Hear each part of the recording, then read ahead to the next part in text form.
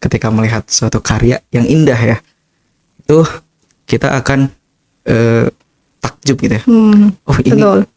karya gini kok bisa gitu kan? Kenapa enggak kita gitu? Nah itu mulai dari situ. Kaligrafi itu kan harus sering ditulis, digores. Jadi kalau nggak sering digores, nanti kita ya lupa gitu. Cepat lupanya ya.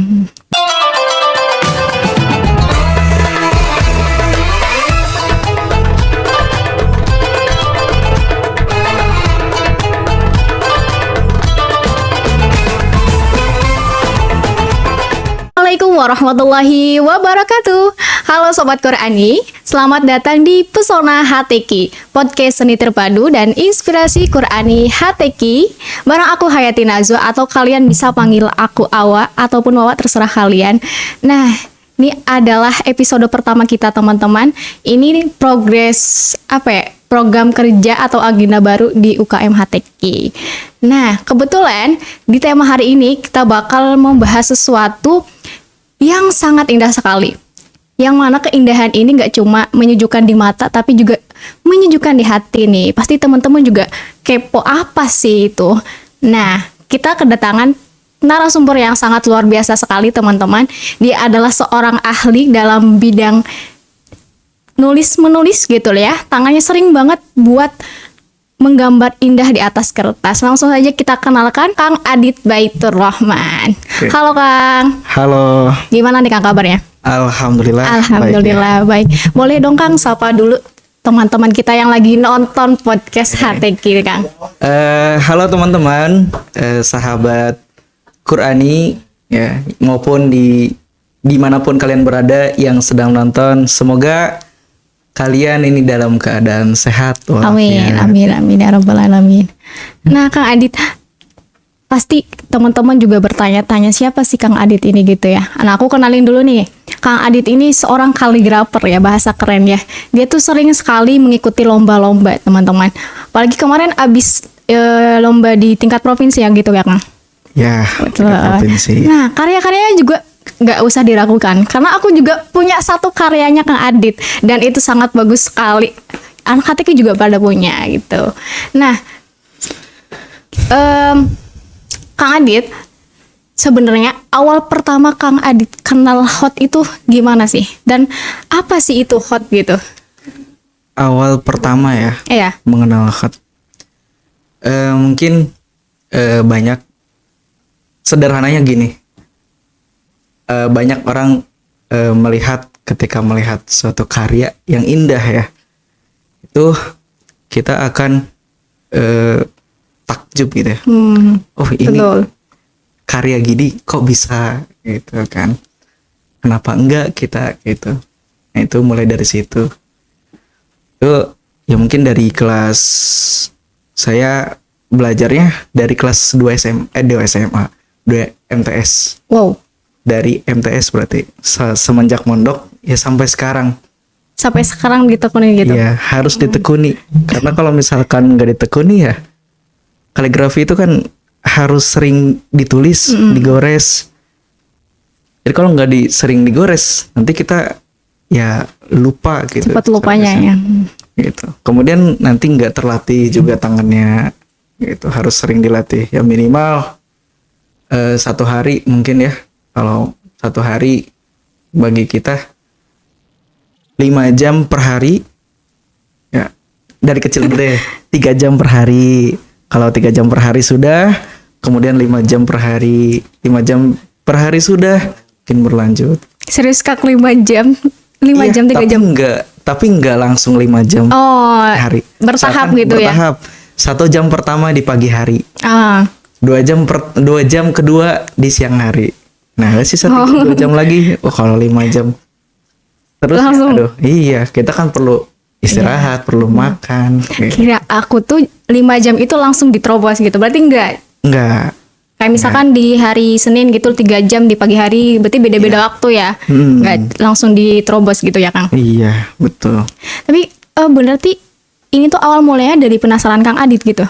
Iya, salah satunya. Salah satunya. Nah, ada lagi sih. Kenapa tuh, Kang? Ya, mungkin ini ya, dari motivasinya tuh bentuknya tuh ejekan gitu kan. Ejekan. Nah iya, ya itu kan jadi bentuk motivasi ya, jangan Iya, marah. dijadiin motivasi sama Kang Adit.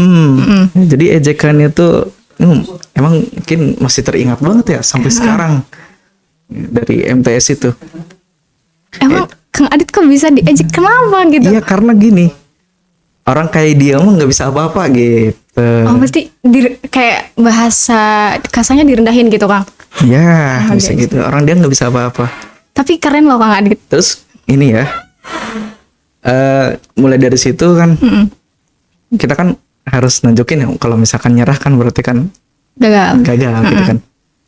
Suatu ketika mungkin ada pembukaan minat bakat di pondok pesantren. Saya tuh milih kaligrafi.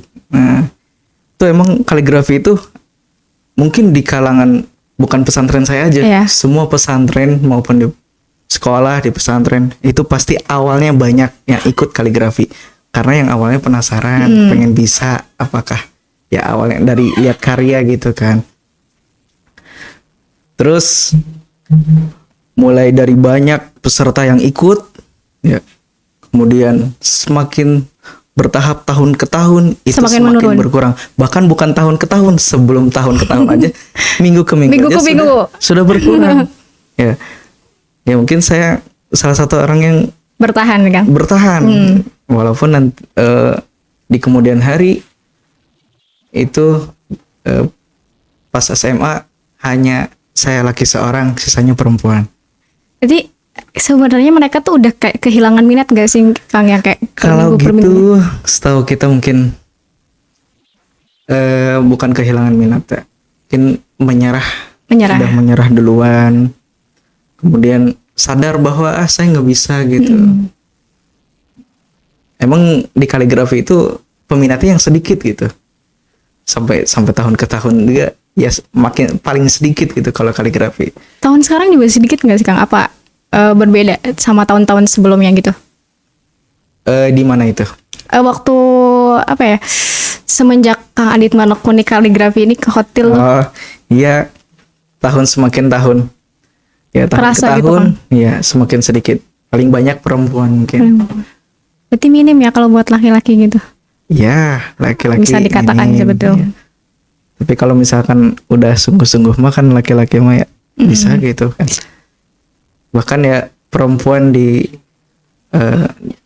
kalangan perempuan tuh jarang yang bisa kaligrafi gitu. Serius ini serius. Serius, tapi Bener. aku juga salah satu itu Kang. Aku adalah orang yang tidak jago kaligrafi sebenarnya. Tapi kan kalau misalkan dicoba, Ditekuni. ya ditekuni kan bisa. Tapi karena mungkin aku juga sering kehilangan minat aku gitu ya, kayak cepat hilang minatnya mungkin karena yang aku lihat gitu hotel tuh penuh harus penuh kesabaran gitu nggak sih Kang? Betul, betul. Ya kan sabar, karena kan kalau misalkan untuk menjadikan hasil tulisan yang indah itu kan nggak langsung instan, betul nggak sih? Betul sekali. Kita bahkan mau bikin mie aja kan harus bertahap. Direbus dulu. Ya, direbus mulai dari buka mie-nya. Iya. Ya kaligrafi pun gitu, mulai dari titik, mungkin dari titik aja belum bisa ya harus dicoba lagi. Bukan jangan ya. Mungkin bertahapnya nanti titik sudah kelihatan, bentuk titik sudah kelihatan benar, pindah ke alif, kemudian ke alif, ke ba, huruf-huruf hijaiyah, kemudian huruf-huruf sambung. Itu dilakukan nggak Langsung instan. nggak cepet-cepet gitu, nggak gurung-gusuh kalau bahasa Sunda. Oh iya gerus. Ya, nggak gurung-gusuh. Jadi ya sabar, kekhusyuan. Mulai karena lihat dari mata penanya yang miring itu kan harus diperhatikan. Peka juga harus peka dengan huruf. Gitu. Peka dengan huruf itu maksudnya gimana nih Ya Kang? maksudnya gini, ketika kita lihat huruf-huruf ya, mungkin kalau dilihat aja mah kan Biasa-biasa nggak aja. tahu ya, nggak tahu cara goresnya, jadi harus dipraktekin juga. Lihat huruf, kemudian diikuti dengan perlahan, jangan terburu-buru gitu kan, gitu. Kang Adit kan pertama kali kenal hotel tuh waktu kelas 2 SMP berarti. Nah, sampai Oh, sekarang kelas nih 2 SMP, kelas 2 SMP itu mulai mulai tahu minatnya Oh, aja. baru minat saja. Baru minatnya aja. Tapi pas menekun itu pas kapan nih Kang? Nah, udah menekun itu udah mulai dari SMA. SMA kelas Ya, berapa? ini kelas 2. Kelas 2 SMA. Itu baru udah mulai serius sampai seterusnya. Nah, tapi kan biasanya orang-orang tuh kayak kehilangan itunya Kang, yang tadi aku sebutin kayak minatnya mereka gitu. Nah, Kang Adit nih gimana sih cara biar Kang Adit nih menekuni sekali di bidang hotel gitu, biar sampai kayak bertahan sampai sekarang Kang Adit selalu berkarya gitu. Ini mungkin ini ya, cinta terhadap Al-Quran ya, untuk menjaga kelestarian Al-Quran gitu kan, salah satu motivasinya gitu ya. Motivasi terbesarnya Kang Adit. Iya, maksudnya biar terus menerus gitu kan, gitu. Kalau misalkan berhenti ya, niat awalnya dulu ingin seperti apa, ingin menjadi tenar kah, atau ingin mengangkat derajat orang tua kah melalui ya, event-event atau perlombaan MTQ kan, atau bukan selain MTQ aja, dimanapun gitu, entah internasional atau nasional gitu kan. Keren sekali ya Kang Adit nih, motivasinya dia harus cinta Al-Quran dulu.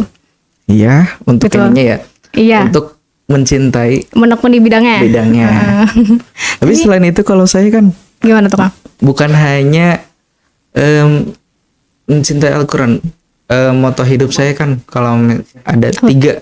Oh, Iya, 3. Apa tuh Kang? Itu mungkin dari Mahfudzat. Tahu Mahfudzat? Apa tuh? Ya, Boleh kata-kata dijelaskan? mutiara, kata-kata mutiara ya, Mahfudzat itu. Yang pertama, menjada wajada. Ini mungkin sering mendengar ya. Menjada wajada. Orang siapa yang bersungguh-sungguh maka berhasillah ia atau sukses. Ya. Kemudian yang kedua, man sabara dzafira, barang siapa yang bersabar maka beruntunglah ia. Yang Kemudian ketiga yang apa nih Kang? ketiga, wa maladzatu illa ba'da ta'ab. Tidak ada kenikmatan kecuali setelah bersusah payah. Itu yang masih saya pegang dari MTS, ya dari MTS sampai sekarang. Sampai sekarang Kang? Iya, itu yang menjadi kita atau saya terus-menerus belajar gitu. Berarti sebenarnya motivasi itu kayak berpengaruh banget gitu Kang. Kayak misalkan tadi Kang Adit, motivasi itu berpengaruh ke bidang hotel gitu sampai Iya, menekuni sekali bisa. gitu ya. Karena motivasi itu ya hanya meningkatkan semangat gitu. Meningkatkan semangat. Selebihnya ya ketika ingat motivasi ya semangat lagi. Ketika yang ditekuni ya itu ingat ditekuni ya tekuni. Oke. Nah, ketika Kang Adit menekuni bidang hotel nih Kang, pernah nggak sih Kang Adit nih menemui suatu tantangan gitu?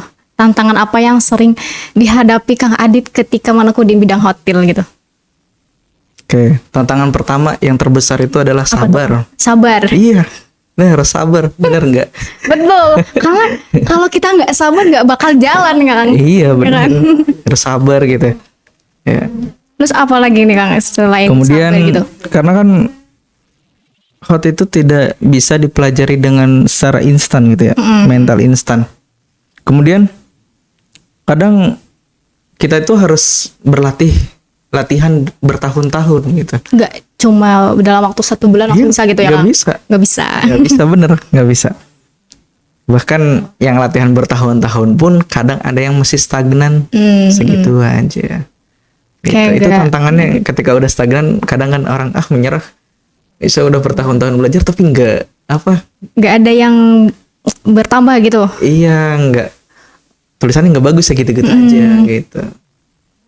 Maksudnya bertahun-tahun tuh gimana? Apakah dilakukannya 1 minggu sekali kah? Atau Gimana tuh, dilakukannya setiap hari? Atau 1 bulan sekali? Gitu kan? Ya, kalau misalkan yang latihan bertahun-tahun 1 hari latihan, ya mungkin bisa jadi. Bisa Tulisannya jadi. bagus, katanya bagus gitu. Itu tantangannya ya, harus sabar.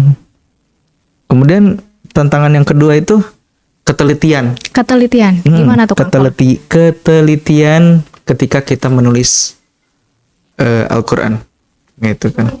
Harus teliti banget gitu ya. Iya, Kenapa gitu?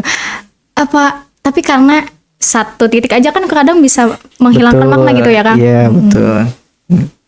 Karena yang kita tulis itu Al-Quran gitu. Bahkan yang kita tulis ini akan disampaikan kepada orang-orang, bukan? Iya, Walaupun betul emang juga. nggak lewat bicara, ya nggak sih? Betul. Tapi lewat tulisan yang indah. Bahkan dengan tulisan indah itu bikin orang melihat takjub, termenung, ya, dengan melihat artinya mungkin gitu.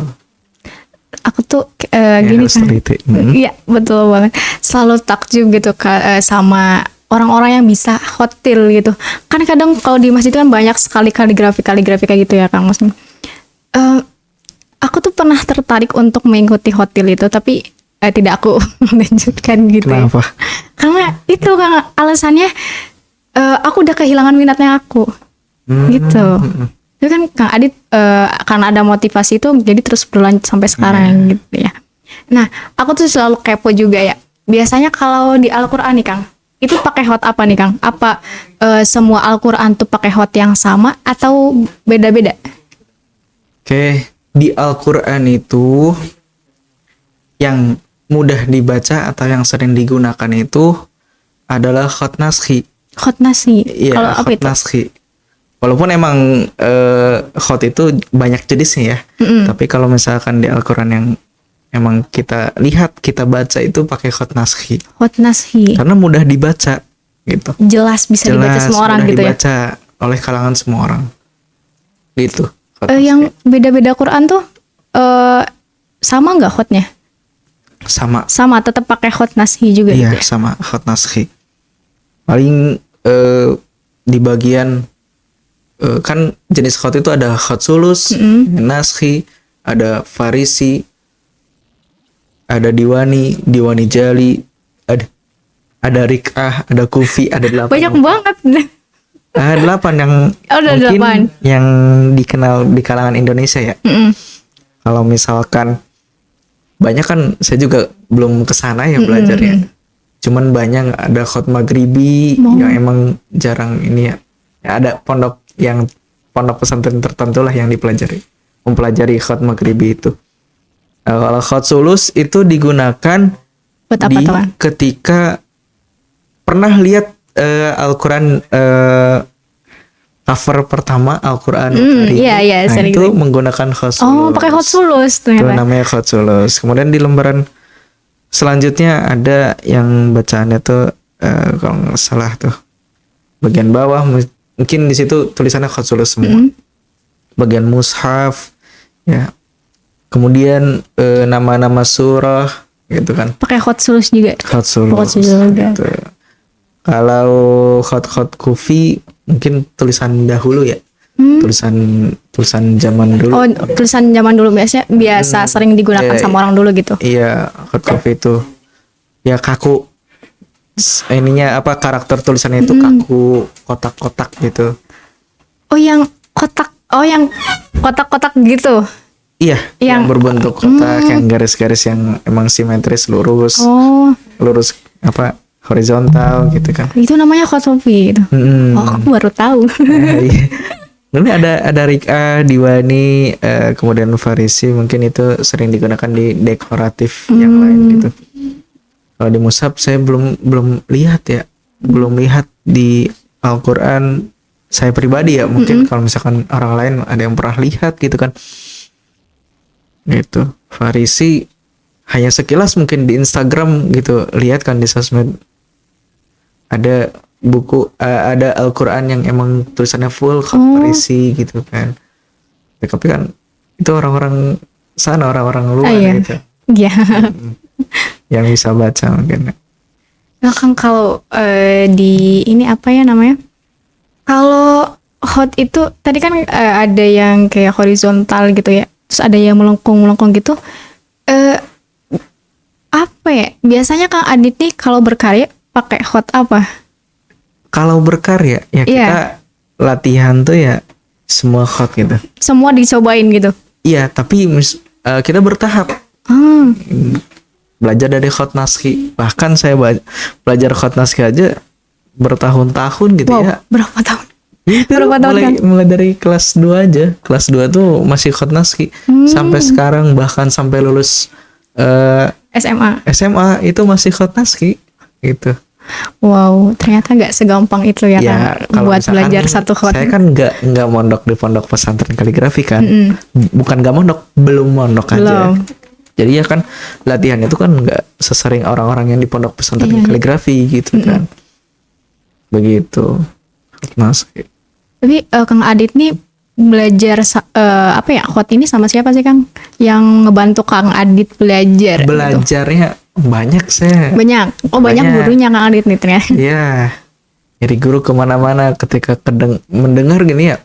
Mungkin awalnya saya belajar dari guru saya yang mengenalkan kaligrafi di pondok itu. Aduh, jadi panjang ya.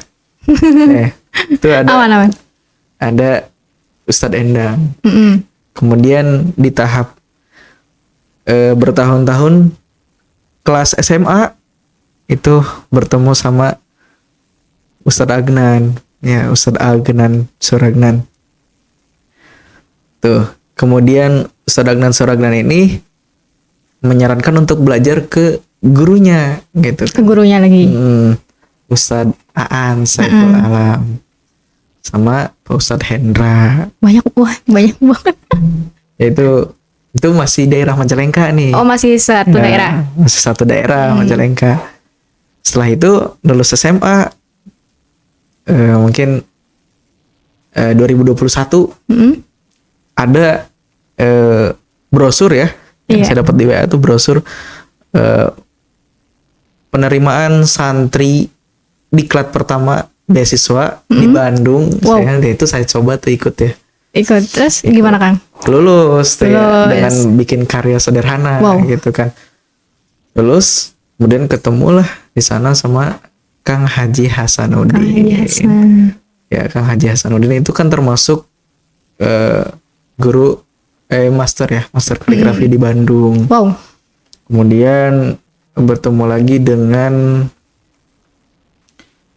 Ustadz Teja gitu kan. Ustadz Teja orang Aceh emang nggak? Orang Aceh, beliau mengajar di Oh, keren banget Kang iya Adit. di El Jabar, Pondok Pesantren El Jabar itu kaligrafi. Kemudian ada Ustadz Khalid sama dari Aceh. Wow. Kemudian ketemu lagi nih Sama siapa Kang? sama Kang Hardi. Kang Hardi. Kang Hardi itu Iya, siapa? Kang Hardianto suka ngisi kajian di Khat. Oh wow. Iya. Kemudian ketemu lagi tuh 2021 Mm-mm. ketemu sama Bu Haja Eri. Oh, Nah, itu Bu Haja itu Eri. tahu. Ya, Itu adalah istrinya pembina UKM HTQ Iya. teman-teman. ketemu Bu Haji Eri. Ya. Mm-mm. Bu Haji Eri Khairiyah dari 2021 ya, sampai sekarang Sampai sekarang. belajar. Kemudian ikut lagi di ada komunitas kaligrafi Al-Babakani. Ya, Babakan ke Cirebon. Babakan Cirebon. Ya, saya ikut tuh. Ya, buat ini ya motivasi. Ketemu sama Kang Haji Faroid. Kang Haji Faroid itu salah satu pimpinan komunitas kaligrafi Al-Babakani. Sama. Oh, sama juga. Master kaligrafi juga Bu Haji Eri, master kaligrafi di Indonesia ya. Soalnya kan saya pernah lihat tuh di Google ya. Nyari Muncul tuh Kang namanya. nyari ini daftar nama guru atau master kaligrafi di Indonesia. Cari tuh. Ada nih daerah Cirebon, ada daerah Bandung. Ya itu berarti kan ya ini ketemu salah satunya dari beliau-beliau gitu kan. Udah sampai sekarang ya mungkin Bu Haji Eri sampai sekarang belajar Sampai sekarang. gitu. Nah, menurut Kang Adit gitu ya, menurut pendapatnya Kang Adit, apa sih hubungan keindahan di hotel ini sama nilai spiritual yang ada di dalam Al-Quran nih Kang? Oke. Hubungannya ya. Iya. Oke. Dalam Islam kan keindahan Betul. itu tidak pernah berdiri sendiri. Gimana tuh? Jadi maksudnya? keindahan itu selalu terkait dengan kebaikan dan kebenaran. Selalu berkaitan. Nah, gitu kan. Kemudian ketika kita menulis Al-Quran dengan indah, sebenarnya kita itu sedang melatih diri, ya. Melatih diri untuk Gimana tuh? hadir secara utuh ketika menulis gitu. Pikiran fokus itu kan ketelitian. Difokusin semua gitu ya, jiwa raga kita. Iya. Itu difokusin semua. Jadi ketika mungkin buku ya buku lembaran kertas kita yang mau yang kita tulis, kemudian buku panduan khotnya di depan gitu kan. Udah itu fokus ke situ. Berarti fokusnya Iya, iya. bener-bener tercurahkan semua ya Kang waktu. Iya. Kemudian, nah, tulisan yang indah itu bisa menjadi pintu masuk, ya, pintu masuk spiritual. Gimana tuh? Pintu masuk Mungkin spiritual. orang yang awalnya hanya melihat keindahan, betul nggak sih? Iya, iya. Orang yang hanya awalnya melihat keindahan visual, yang gambar ya, karya, kan, lama-lama bisa terdorong untuk membaca. Al-Qur'an. Iya, itu kan, membaca lalu merenung yang tadi kita bahas ya, bikin Iya, orang iya. merenung itu. Kemudian bahkan bagi penulisnya sendiri, proses menulis ayat demi ayat itu menjadi latihan keseharian gitu, atau kesabaran Kesabaran. Apa tuh? Kesabaran. Oh. dan kekusuhan gitu, kesabaran. Jadi hubungan keindahan dan Nilai spirituality spiritual. itu sangat erat saling menguatkan gitu. Bikin orang takjub gitu kan, merenung gitu. Jadi ternyata lewat visual khot ini bisa ngebuka pintu hati kita gitu buat membaca Al-Qur'an gitu ya Kang? Iya, bisa. Kemudian bisa menjadi pahala gitu kan, kebaikan bagi kita maupun Sama orang lain yang juga. baca gitu kan. Nah, kalau menurut Kang Adit sendiri ini kan udah era digital gitu ya, Kang. Nah, yang pasti dakwah juga mengikuti zamannya juga Iya, gitu, digital betul. gitu. Nah, kalau digital ini kan semisal kita mau berdakwah nih kan lewat visualisasi lah. Lewat visualisasinya itu menggunakan Khotil Quran gitu. Menurut Kang Adit gimana sih pandangannya? Apakah Khotil Quran ini sangat benar-benar berperan gitu untuk menjadi media dakwah visual? Oke, Khotil Quran itu ya adalah dakwah yang halus gitu ya, yang sangat halus. Karena kenapa? Dengan khot itu tulisan tidak menggurui, ya, tidak memaksa. Kemudian ia hadir melalui keindahan. Gitu. Gimana tuh Kang? Ya, Tidak gimana ya? menggurui, maksudnya? Jadi seperti gimana ya? Tidak menggurui itu. Mungkin ini kita akan bahas selanjutnya ya. Boleh. Kemudian, nah, di era sekarang, ketika orang lebih banyak berinteraksi dengan sosial media, itu kan, seperti Instagram, poster, Ya, sering ya, ya. mural, kaligrafi Al-Quran, ini bisa menjadi pintu dakwah yang sangat efektif di zaman sekarang ya. Di zaman sekarang. Iya, betul. di era digital kan. Mungkin orang yang mungkin belum tertarik kajian ya, orang yang mungkin belum tertarik kajian kaligrafi, dia bisa tertarik terlebih dahulu melalui karya. Melalui karya-karya Khotil gitu. Iya, melalui karya-karya kaligrafi. Nah, itu menjadi kekuatan khot dalam menyampaikan pesan ilahi ya kepada orang yang membaca dengan bahasa keindahan atau tulisan yang indah. Jadi sangat berperan sekali gitu ya Iya, Kang Khot kayak ini. misalkan gini kan, yang tadi kan tulisan menjada wajada, Iya. ini kan dalam bentuk kaligrafi, ini tulisan indah, itu bagus kan, Iya, bentuk cakep. bagus, punya arti yang bagus, gitu kan. Walaupun emang terkesannya tidak memaksakan, tidak memaksa, kalian harus mengikuti ini, gitu kan. Tapi kan mengingatkan kita gitu, bikin kita termenung gitu, merenung bahwa ya menjada wajada itu punya arti yang besar, Bagus, bagus, gitu. Barang siapa yang bersungguh-sungguh maka berhasillah ia, gitu. Berarti memang Walaupun nggak disampaikan dengan lisan kan. betul. Tapi apa ya? Sangat berpengaruh sekali gitu ya menurut aku juga visualisasi dari Khotil Iya. ini untuk membuat orang-orang tertarik, apalagi kan bisa menjadi media dakwah gitu Iya, buat betul. anak-anak Bisa sekarang jadi. ya. Nah, menurut Kang Adit gimana sih cara menjaga niat untuk Kang Adit selalu berkarya di bidang Khotil nih Kang? Menjaga niat ya, ini berat banget betul ya. Keikhlasan kan ketika kita ingin membuat suatu karya gitu kan dalam suatu bidang, kita kan memang sangat perlu niat gitu dan rasa keikhlasan kita gitu. Oke, keikhlasan ya. Betul. Untuk menjaga niat ini perjuangan seumur hidup ya.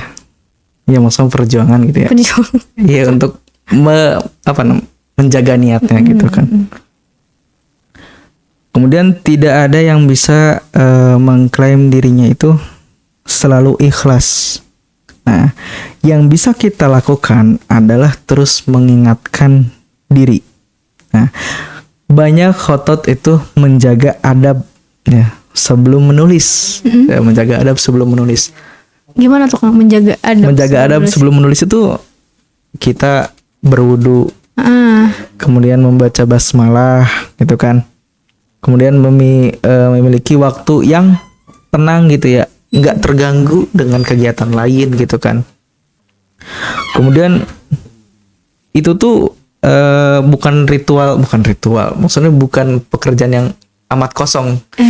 Ya, walaupun kelihatannya ini orang nganggur gitu ya, cuma nulis doang gitu. Padahal enggak, kita punya ketika nulis berwudu, baca basmalah, gitu. Kemudian, saya pribadi mungkin mengingatkan diri bahwa ketika kita menulis mungkin karya ini akan dilihat oleh banyak orang, oleh orang lama atau ya, setelah kita tiada gitu kan karyanya ya, wah. gitu kan. Gitu. Iya, betul. Kalau niatnya salah, mungkin nilainya pun hilang. Gitu. Niatnya salah, nilainya pun hilang. Kalau maksudnya niat yang salah tuh ya, nilainya hilang ingin gimana? Dipuji lah gitu kan. Oh, berarti berkaryanya pengen hanya untuk dipuji gitu ya? Iya. Itu salah, niat yang salah. Iya, nanti nilainya hilang. Nilai dari karyanya. Nilai kebaikan buat kitanya hilang gitu kan. Karena kan kaligrafi itu kan menyampaikan suatu kalam ilahi, mau dari hadis kan gitu kan, menyampaikan dengan tulisan yang indah gitu kan. Nah, keikhlasan itu bukan berarti kita menolak apresiasi gitu kan, tapi tidak menjadikannya tujuan utama, karena tujuan utamanya adalah ridho Allah. Gitu tujuan utamanya. Berarti kayak kalau apresiasi itu bonus gitu ya? Iya, bonus. Jadi nggak sebagai utama saya bikinlah karya biar diapresiasi, enggak gitu. Bahkan kemarin kan anak KTK kan dapat karya ya. Iya, betul. Mungkin itu kan karya-karya latihan gitu kan. Iya. Karya-karya latihan yang emang biasanya tuh saya karya-karya latihan tuh dibakar gitu kan. Daripada jadi bungkus gorengan gitu kan. Tapi Kang Adit berinisiatif buat membaginya dengan anak HTT. Iya, kalau misalkan kalaupun dijual juga ya karya saya tuh belum belum dikatakan bagus seperti tulisan master gitu. Tapi kan itu kan karya latihan, bukan karya yang utuh saya buat, itu kan karya latihan. Tapi dari karyanya Kang Adit tuh meskipun itu latihan gitu ya, waktu dibagi gitu sama Kang Adit karya-karya ini latihannya, kayak aku tuh juga takjub gitu, aku belum tentu bisa buat kayak gini gitu. Apalagi kan Kang Adit juga pasti perlu proses yang panjang sekali gitu ya, untuk beberapa tahun sampai banyak sekali karya latihannya yang itu kan dari 2000 berapa, 2023 gitu ya, numpuk gitu kan karya-karya. Numpuk banget di rumah ya, di tempat ya, numpuk lah gitu, banyak banget, jadi bingung lah mau dikasih mau diapa. Nah Kang Adit, pengalaman apa sih yang paling berkesan ketika Kang Adit ini mendalami, menekuni bidang hotel, Kang? Pengalaman ya? Iya, yang paling berkesan gitu, yang sampai ingat banget sama Kang Adit. Pengalaman terbesar itu mungkin pengalaman yang sangat berkesan gitu ya. Bukan sebagai menjadi juara di ajang MTQ. Apa tuh, Kang? Tapi kita bisa mengabadikan atau menjadi bentuk pengabdian karyanya di tempat pengajian, kemudian dilihat banyak orang, kemudian dibaca banyak orang. Senang banget ya Kang gitu. Senang. Ya kan, walaupun emang tidak disampaikan melalui lisan, tapi kan kita bisa menyampaikan melalui tulisan. Gitu. Seperti mungkin yang pengalamannya tuh di pas KKN HTQ Mengabdi di Kuningan, Pajambon. Pajambon, Pada Matang juga sama. Itu kan sama bikin karya gitu. Dan itu dia Kemudian dipajang kan di tempat apa? Kalau dipajang pun kan mungkin di tempat pengajian gitu kan, setahu saya ya. Kemudian kalau di Padang Matang dipadammatangkan di tempat-tempat sama di tempat-tempat pengajian, tempat musola gitu kan. Walaupun emang bentuknya sederhana kan. Gitu. tapi kerasa banget ya Kang Ya, bahagianya kerasa, gitu iya. bunga hatinya. Iya. Karya kita tuh dipajang gitu, disukai sama banyak orang gitu. Iya, betul. Itu adalah pengalaman Kang Adit Iya, yang pengalaman yang berkesan. sangat berkesan Iya. sekali ya. Iya. Untuk apa sih harapan Kang Adit gitu? Harapan dan pesan untuk teman-teman yang lagi menekuni di bidang hotel nih Kang, apalagi generasi muda ini pasti sangat butuh sekali motivasi gitu. Oke. Untuk generasi muda Qurani ya. Jangan takut memulai untuk terhadap apa yang ingin kita tekuni, kita coba. Salah satunya kaligrafi. Bahwasannya kita belajar kaligrafi bukan hanya sekedar menulis, tapi banyak kebermanfaatan bagi kita. Gitu. Pokoknya teman-teman manjada wajada ya. Menjadi wajada. Barang siapa yang bersungguh-sungguh maka berhasillah ia. Nah, diingat bahwa ya intinya bukan hanya di khot aja, semua bidang gitu ya. Semua bidang ya. Semua bidang yang ingin teman-teman tekuni, yaitu ketika kan teman-teman bersungguh-sungguh, ketika teman-teman sudah memulai, maka jangan berhenti di tengah jalan. Harus dilanjut. Oke. Keren sekali Kang Adit. Kita tepuk tangan dulu untuk Kang Adit sebagai narasumber kita hari ini di episode pertama Pesona HTQ. Nah, Kang Adit, nah teman-teman semua, seperti yang Kang Adit bilang tadi ya, pesan untuk anak-anak muda yang sedang menekuni bidang apapun itu, memang yang pertama adalah niatnya kita jangan sampai hilang gitu.